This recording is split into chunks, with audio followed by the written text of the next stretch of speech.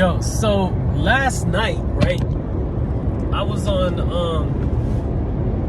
the Sonetta talk show, right, or the Sonetta show, and the Brother Ankh got up. You know, I was up there supporting the Brother Ashe. You know, that's I know him. We've known each other for a little while, so known of each other. You know, we kind of trying to get to meet and greet, so to speak, right? So, you know, the brother did a good job. The brother did a good job in the presentation, period, right? Point blank, period. That was a good job, right? But then, what I noticed is that when, you know, there were people who wanted to have something to say that really had no business saying anything. It's like they want to be seen as people that are like wise or something. You know, people that,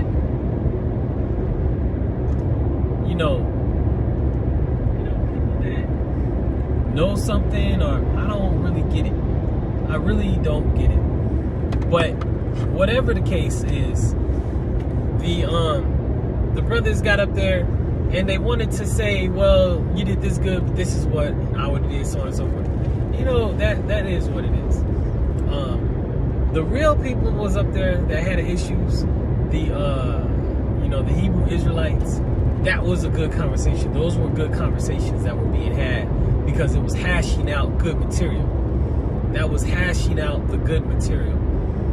And then, next thing you know, Brother Ankh comes up and does his thing, which is wild, right? Ankh is like mad wild for his thing, what he did. Like, it made no sense whatsoever. You know what I'm saying? Like, and it shows because he just got up there to get up there to be doing something. He had nothing else to do, and he got up there and he just wanted to say something. He didn't watch the presentation. And so then what he ended up doing was making the conversation something he could talk about. And that comes with this filter that he's came up with of qualifying pseudo, right? And the qualifications for whether or not you're pseudo is his Darwin questions. I mean, that was absolute wild mess, you know, and I don't think he really had any right or any business up there in that capacity. Like, come on, like, add on to the conversation or really ask a question. You know, don't sit up here and decide to provide labels for people, which is really crazy. Yo, peace. Oh, so your name, what's up? So that was really interesting.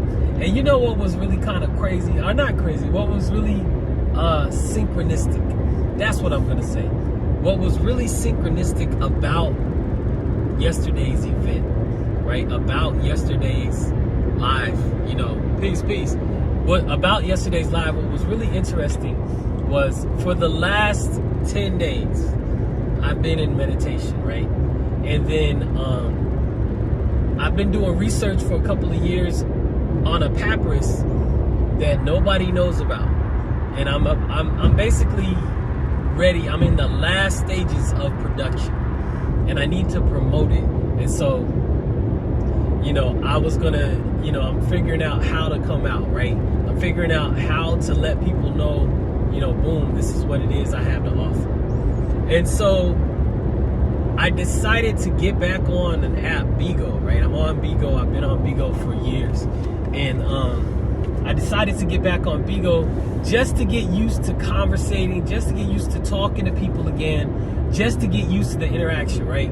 That's the only reason I got on the app yesterday, right? And the funny thing is, I'm driving from the meditation retreat. Peace. I'm driving from the meditation retreat.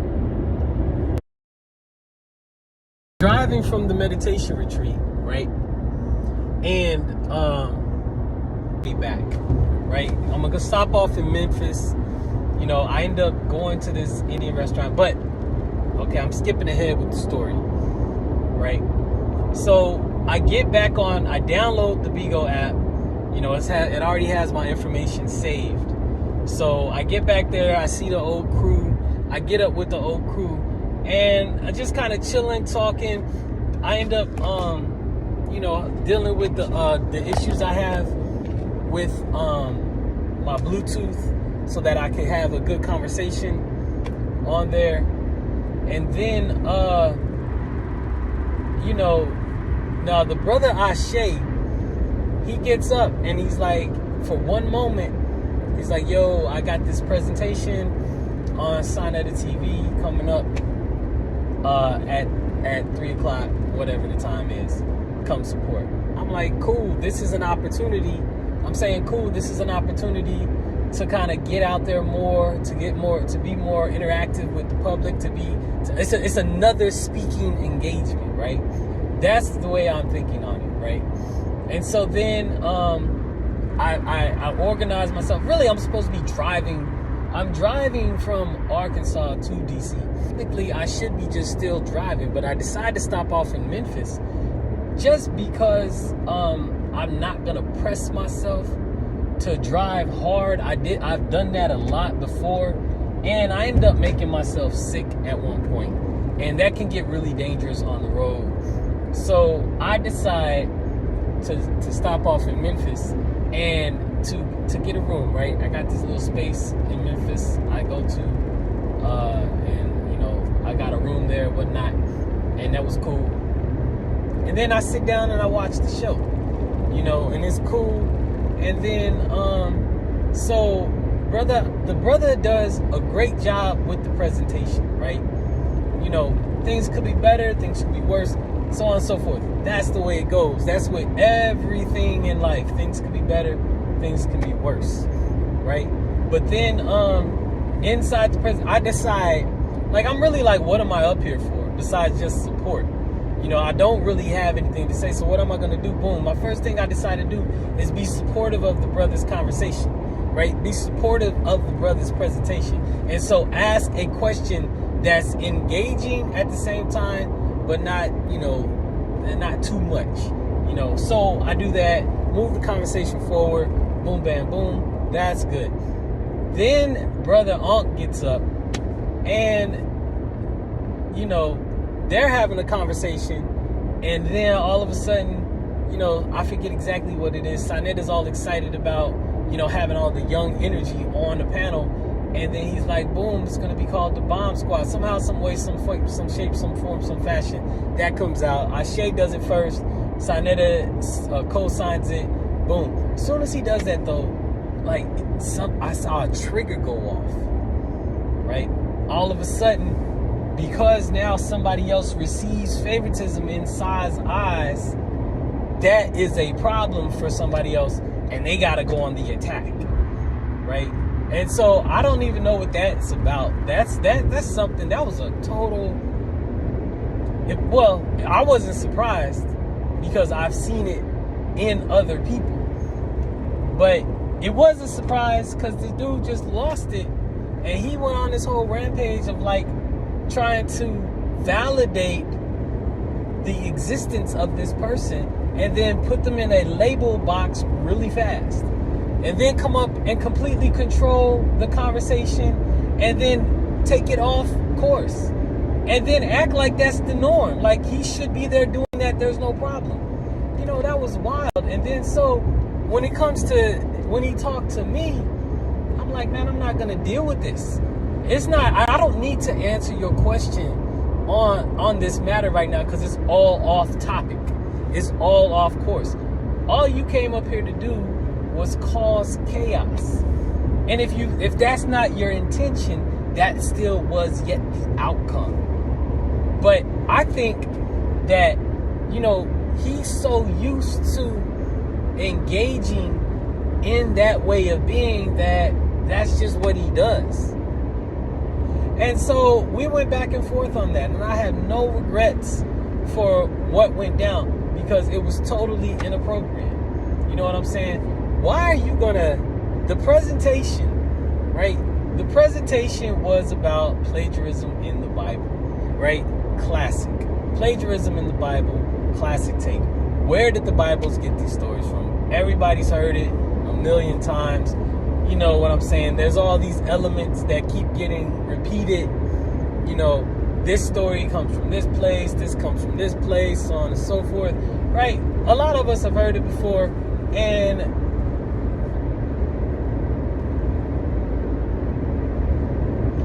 that's what should have been talked about. But instead of talking about that, what does the person do? The person decides to be like, let's get into what these people believe, right? Totally hijacking the conversation and then turning it into something that it wasn't originally meant to be, right? And so that needed to, and then not only that, but diminishing the status of the people, deciding to diminish the status of the people in the people's minds, right? That's what he's trying to do. His whole goal was character assassination. That's what it was. He was up there to assassinate the characters of the people that were on the panel. His goal was to assassinate Ashe's character. His goal was to assassinate Guy Energy's character. His goal was to assassinate my character.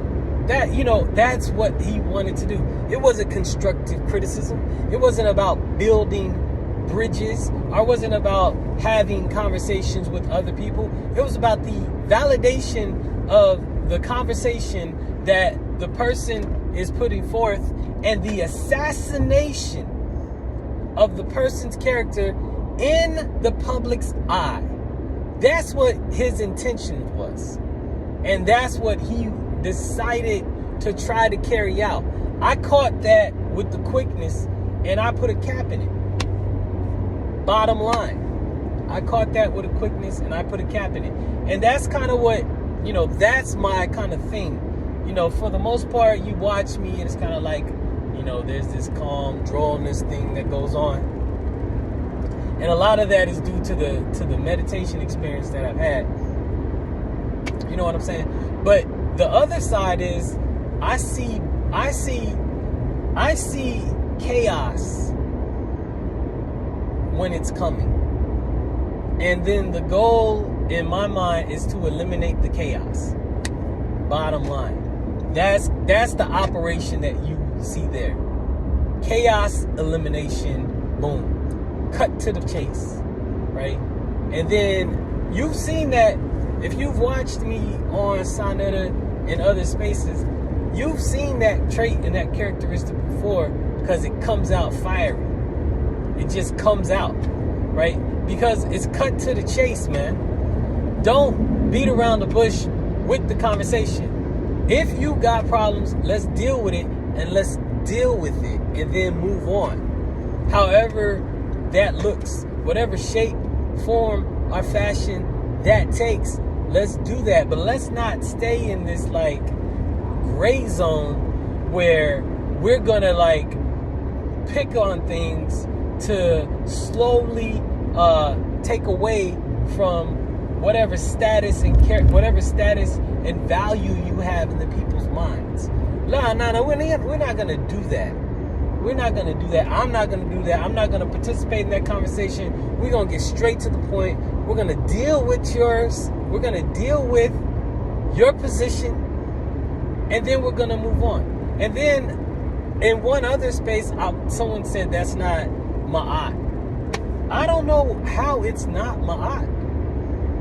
You know what I'm saying? I don't know how it is not about balance and order. Balance and order doesn't always look pretty. That's the thing. When people are cleansing themselves of toxicity, they are aggressively, they should be. What works most effectively is when you are, you know, intentionally going after those things that you need to solve in your life. Those problems that you need to solve in your life. When you are intentional, when you're intentionally thinking about solving the problem, when you're intentionally thinking about solving the problem, not tiptoeing around the problem, not acting like the problem is not there, trying to be all nice, so on and so forth. This is the problem. Let's handle it. You know what I'm saying? It's not about letting it sit and fester. It's not about that. You know, it's not about having issues with people and then just having the issue and not confronting it. It's about taking care of what needs to be taken care of to either maintain and sustain or eliminate relationships. And there's nothing wrong with that. There's nothing that is aesthetic about that, because it's about maintaining healthy and positive relationships with the people that you are around. So anyway, that's this is me this is me using a new app that I found out about, and this is totally off the cuff, off the fly, so hope you enjoy this recap of the experience I had lately. In the meantime, in between time, talk to you later. Peace. How do you get rid of this joint now?